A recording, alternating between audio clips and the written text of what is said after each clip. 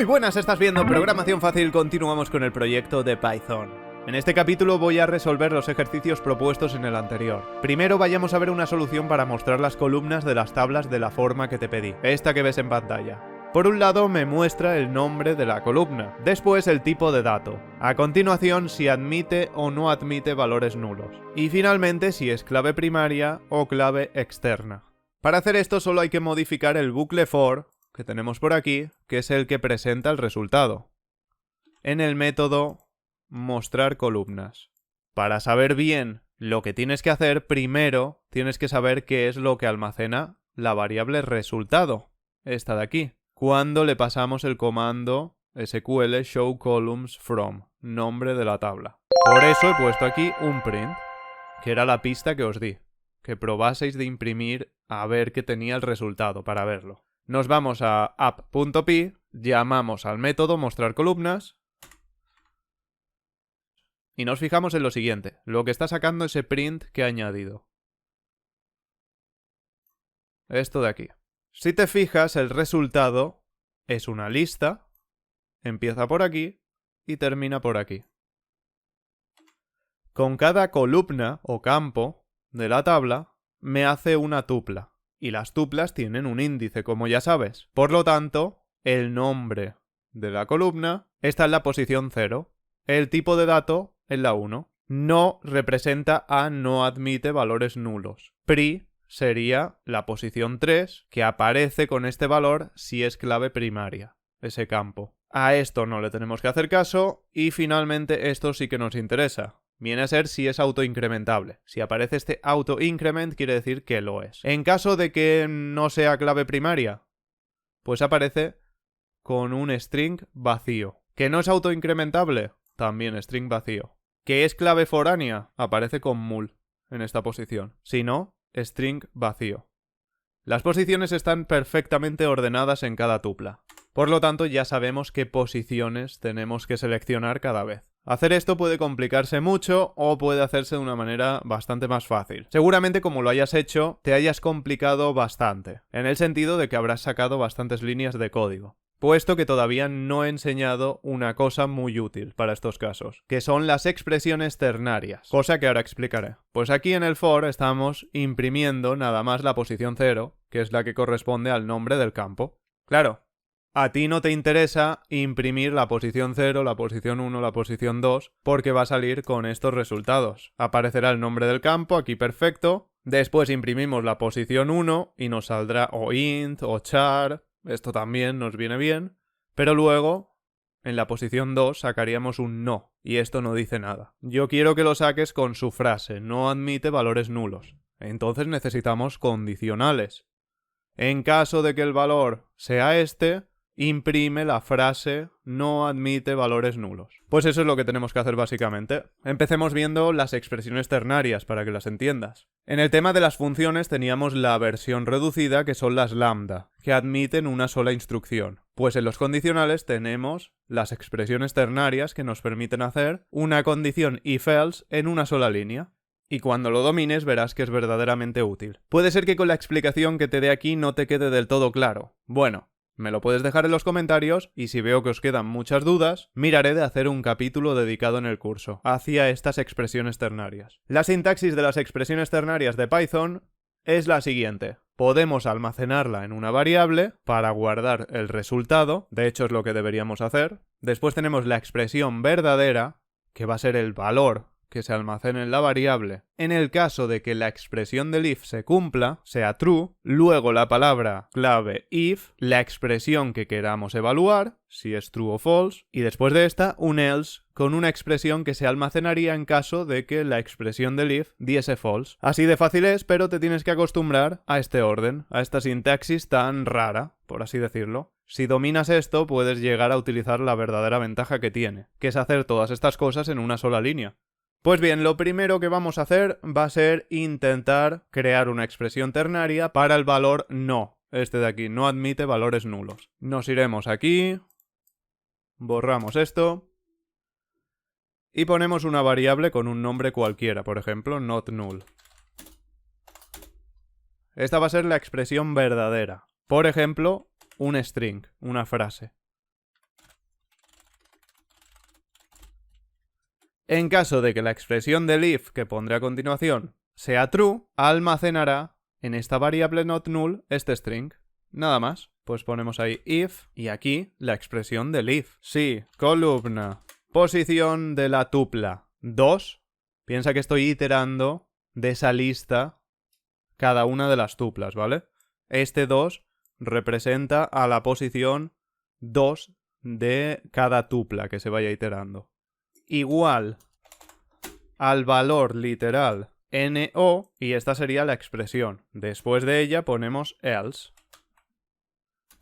Y el valor que queremos que se almacene en la variable not null en caso de que esta expresión sea false. Que en este caso no quiero que ponga nada en la frase. Dejo un string vacío y así no sacará nada. Pero podemos poner admite valores nulos. Lo puedes poner o no. Si no quieres que saque nada el else, le dejas ahí el string vacío. Por si a alguien no le ha quedado claro todavía, la evaluación del if está aquí. Si la posición columna 2 es igual a no, entonces guárdame esto. No admite valores nulos en la variable. En cambio, si esto no se cumple, guarda esto otro. La posición 2 de cada tupla, como te he dicho, es esta. 0, 1, 2. Si aquí aparece un no, la condición del if se va a cumplir. Y este no aparece porque no admite valores nulos. Y esa es la frase que se guarda. Lo siguiente, otra variable más, otra expresión ternaria para primary key.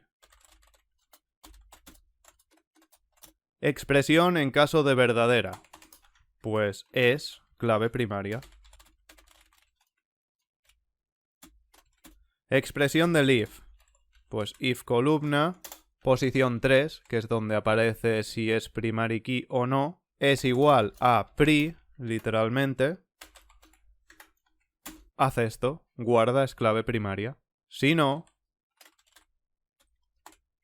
déjame un texto vacío, un string vacío. No saques nada. Así solo me dirá cuando un campo es clave primaria. Si no, no me dice nada. Siguiente. Nos quedaría foreign key. En este caso, si es true, es clave externa. O foránea. ¿Vale? Si alguien no sabe qué es una clave externa o foránea, da igual. No es relevante en este caso. Esto de si es clave foránea o primaria aparece en la misma parte, en la posición 3. ¿Ves? 0, 1, 2, 3. Aquí no es ni clave primaria ni foránea, no sale nada. Y esta, en la posición 3, es clave foránea y aparece como mul, en lugar de pri. Pues aquí, igual a mul. Y una vez más, else, pues vacío, que no me diga nada. Si no es clave foránea, no quiero saber nada más. Después nos quedaría en este for el print de cada línea. ¿Qué vamos a poner primero para formar la estructura que tienes en pantalla? Pues primero viene la columna 0, que es el nombre del campo. Aquí me sacará, por ejemplo, ID. Después, entre paréntesis, quiero mostrar el tipo de dato, que el tipo de dato aparece en la columna 1. A continuación, pondré sencillamente los nombres de estas tres variables. Que, por ejemplo, admite valores nulos. Pues saldrá admite valores nulos. Aquí. Que no los admite, pues saldrá esto. En la frase y ya está, así de sencillo. Después, la parte de primary key. Y finalmente, foreign. Comprobemos si está funcionando. Puedes quitar esta línea de aquí si la tenías.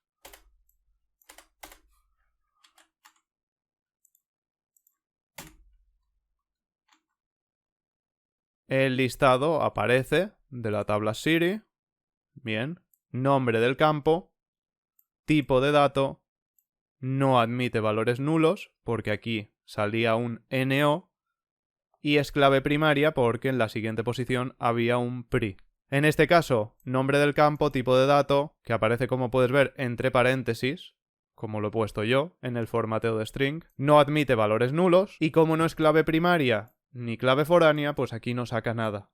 tenemos esos strings vacíos en el resultado. Y aquí finalmente es clave externa. Estaría encantado de ver qué soluciones habéis propuesto para este problema, antes de explicaros el tema de las expresiones ternarias. Espero que con este ejemplo podáis apreciar lo valiosas y prácticas que son. Os dejo como ejercicio para el siguiente capítulo que mostréis a estas frases también si alguno de los campos es autoincrementable. Pasemos al siguiente ejercicio, donde te pedía crear un método decorador, para comprobar en los métodos donde necesitamos una base de datos si existe o no antes de hacer nada. Como puedes ver, este código que tenemos por aquí, para comprobar, es idéntico en cada método, y lo podemos poner en unos cuantos más. Lo tengo en mostrar tablas y lo tengo en mostrar columnas. Pero en principio se puede aplicar a cualquier método que pida el nombre de la base de datos como argumento. Este método decorador tiene una dificultad extra, ya que hasta ahora los métodos decoradores que hemos utilizado, como este de aquí, simplemente tienen un return. El de conexión también, pero este llega a tener hasta 3.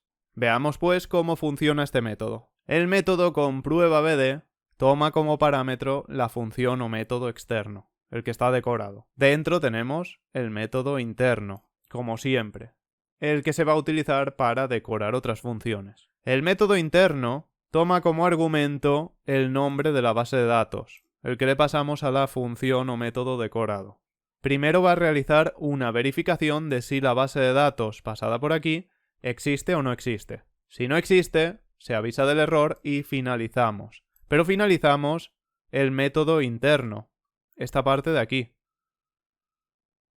En caso contrario, se va a ejecutar esto. Se ejecuta sencillamente el método decorado, con el nombre pasado de la base de datos. Y se devuelve, con este return, el resultado. ¿A dónde se devuelve? Aquí. Dentro del método comprueba_bd. Con lo que finalmente tenemos que hacer este return interno, devolver al exterior. Estos dos saltos, estos dos pasos, es porque tenemos dos niveles, en este caso, y tiene esta complicación añadida. Pero este return interno es lo mismo que hemos estado haciendo aquí.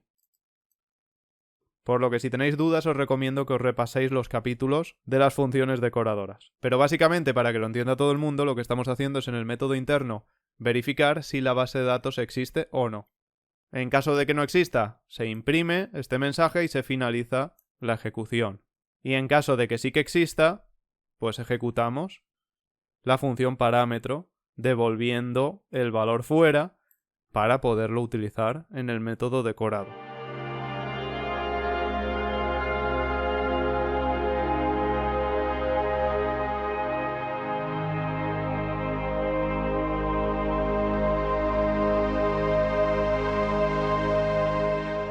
Pasemos a aplicarlo a todos los métodos que utilizan el argumento nombre bd. Nos iremos al primero, que es eliminar bd. Aquí tenemos una complicación bastante grande porque ya tenemos dos decoradores y le vamos a añadir otro más. Se lo vamos a poner aquí. Primero vamos a ejecutar a ver qué ocurre. Se abrió la conexión, la base de datos tal no existe y el reporte. Finalmente se cierra. Aquí no te confundas, ya que este se abrió la conexión con el servidor proviene del método init, el cual abre por primera vez la conexión. Lo tenemos aquí. Se abrió la conexión con el servidor. Bien, he puesto la consola aquí en el lateral para que lo veas mejor. Vamos aquí, ¿vale? Que quede claro que esto proviene del init. Lo primero que se hace es la comprobación de si la base de datos existe, con comprueba_bd, después de establecer la conexión, por supuesto, con el init, al servidor. Si la base de datos no existe, pues lo que va a ejecutar es esto, la parte de la verificación. En cambio, si existe, hará esto. Ejecutará, en este caso, el método eliminar_bd, que es el decorado. Y nos dirá, pues eliminó la base de datos y tal. Este except lo podemos borrar ya. No lo necesitamos. Después de comprobar si la base de datos existe o no, y eliminarla o no, pasamos al reporte de bases de datos, que nos muestra todo el listado. ¿Ves? Aquí ha dicho la base de datos no existe y luego me muestra el listado. Finalmente se cierra la conexión con esto de aquí. Recuerda que tenemos un sistema para detectar si la conexión está abierta o no está abierta. Si probamos ahora de pasarle 2 llamadas para ver si no hay ningún conflicto, 2 o más, da lo mismo, pues veremos que también funciona correctamente. Se abre la conexión, lo comprueba, me muestra el listado, se cierra y bueno, en la siguiente llamada vuelve a abrir. Hace las mismas comprobaciones en el mismo orden. Ahora vamos a crear esta base de datos para intentar eliminarla, a ver si la salida también es positiva.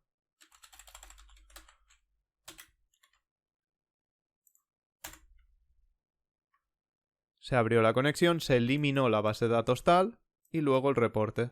Finalmente se cierra. Funciona bien.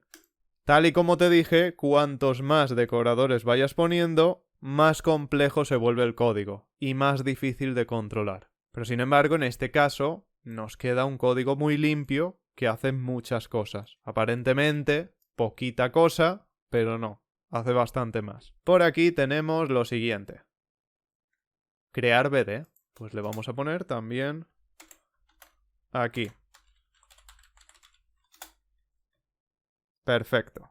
En este caso no sería tan necesario porque ya tenemos esta instrucción SQL que realiza la comprobación de si la base de datos no existe. Entonces aquí le decimos que la cree si no existe. Y si no, pues que no la cree. En este caso yo lo quitaría. No hace falta. Ya que vamos aquí a crear BD.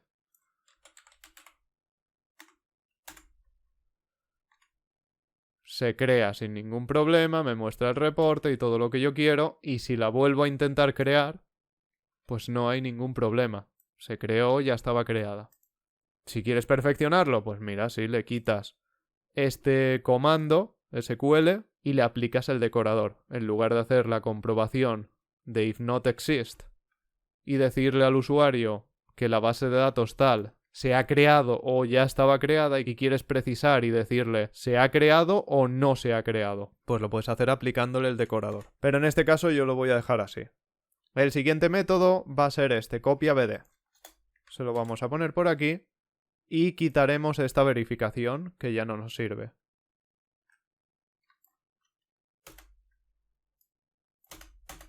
Haremos la comprobación en caso de que sea positiva, de que sí que existe la base de datos, se hará esto, la copia. Así de sencillo. Por ejemplo, aquí tengo copia BD de una base de datos que no existe. Y me dice el decorador de comprobación de bases de datos que esta base de datos no existe. En caso de que sí que exista, se creó correctamente. Ejecuta este código. Eso es lo que hemos hecho con ese decorador comprueba BD. Después, para crear la tabla, necesitamos también lo mismo, nombre de base de datos. Pues vamos allá.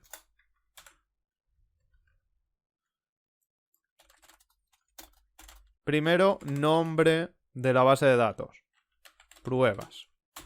Segundo, nombre de la tabla. Y finalmente, las columnas que queremos añadir. Pues yo lo tengo como TBL.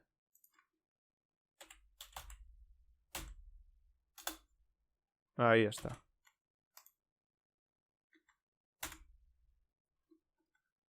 Se creó la tabla correctamente, perfecto. Si no existe la base de datos, me dice que la base de datos pruebas, con 2 S, no existe. Siguiente método que podemos poner es eliminar tabla. Para eliminar una tabla necesitamos nombre BD y nombre tabla. Nombre BD será pruebas y clientes que sí que está. Porque la acabo de crear.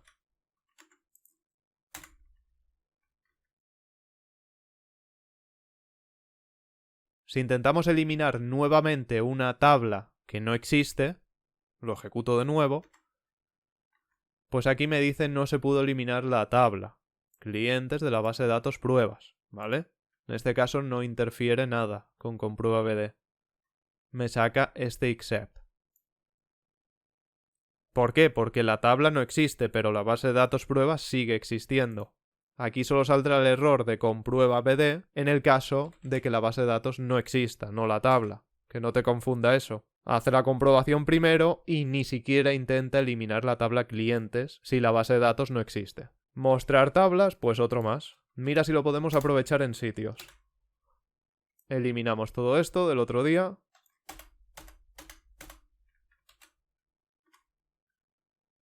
Y probemos.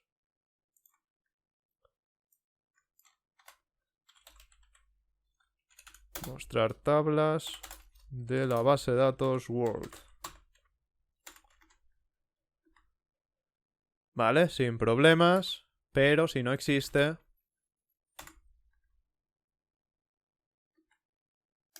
funciona también. Finalmente nos quedaría aplicarlo a mostrar columnas, con lo que toda esta parte de aquí ya no nos sirve. Y eliminaremos esta parte de aquí del ejercicio anterior.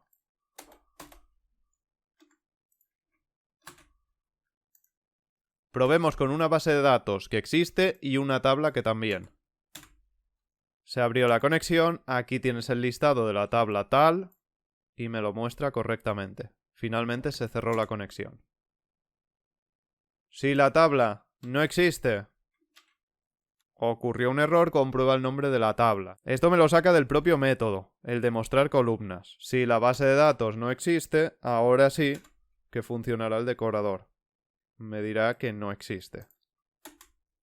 Y hasta aquí el capítulo. Ya sé que el tema de los decoradores es bastante complicado y se lía bastante, así que lo vamos a dejar un poquito para descansar del tema. Si no lo entendéis perfectamente, no os preocupéis porque veréis más ejemplos. Pero de momento ya os digo que vamos a descansar un poquito de decoradores. Haremos 2 capítulos más para añadir unas cuantas cosas más a la clase base de datos. Y después, en el tercero, empezamos ya con la interfaz gráfica. Os dejo también en mi sitio web todos los ejemplos, el temario y el código completo abajo de la página para que lo podáis copiar y pegar si estáis teniendo problemas. Y así podéis seguir el hilo del curso. Aunque no entendáis todo al 100%, os empiecen a salir errores por todos lados por cualquier cosa. Espero que paséis un buen día y que estéis aprendiendo mucho con este curso. Nos veremos muy pronto con el siguiente capítulo. ¡Hasta la próxima!